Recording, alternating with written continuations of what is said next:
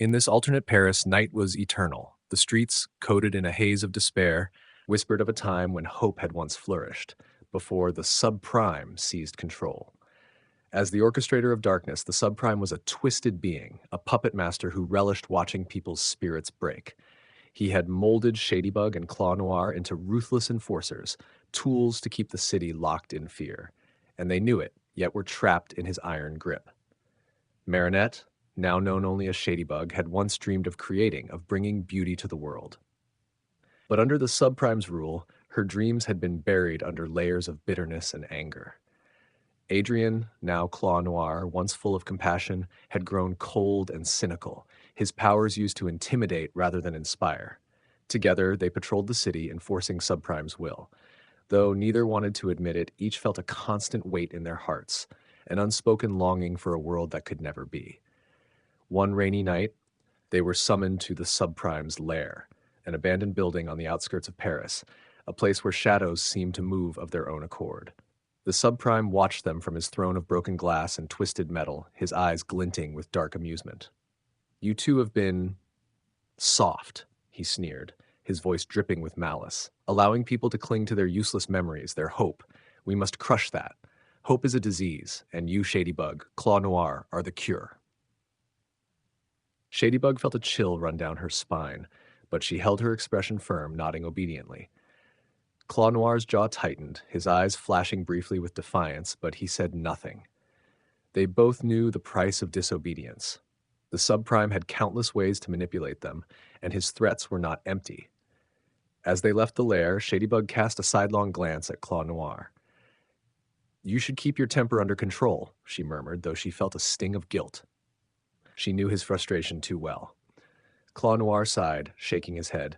"Can't help it sometimes. This isn't what we're meant to be, Shadybug. You know it too."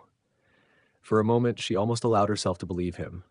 She, too, felt the emptiness gnawing at her, the remnants of a spirit that the subprime hadn't fully crushed. But hope, she reminded herself, was a dangerous thing.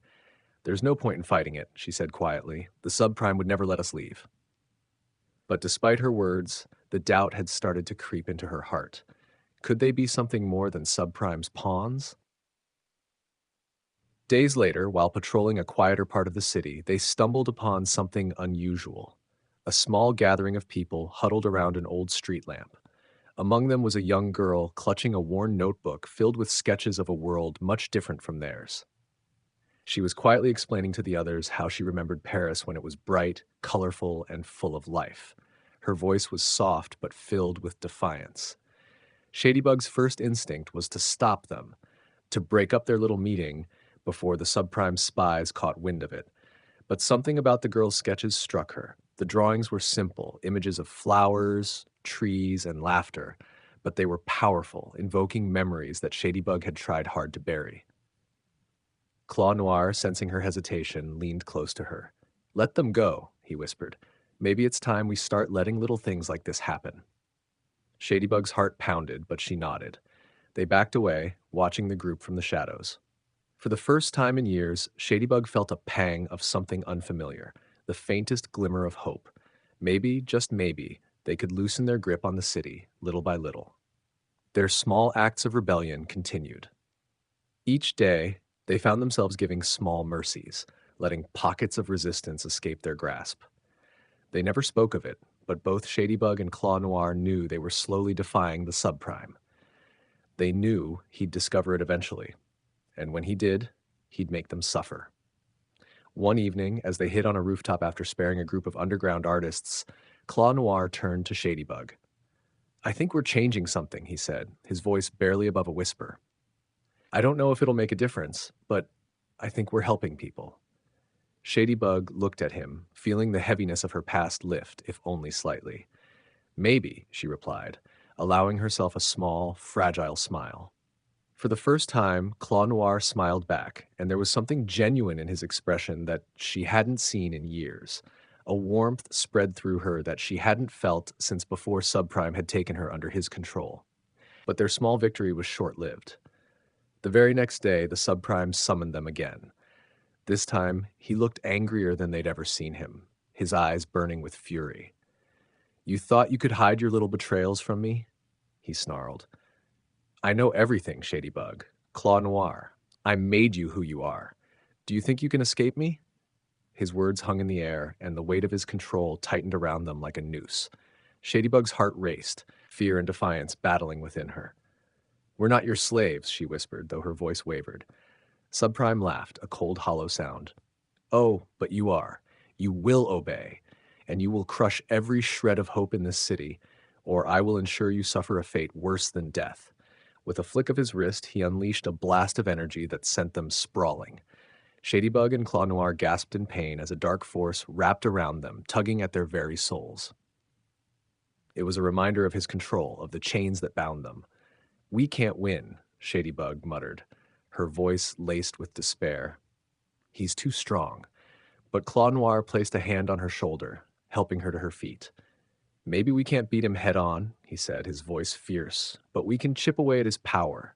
We can be the spark that ignites something bigger. With renewed determination, they began their silent rebellion in earnest, using Subprime's own tactics against him.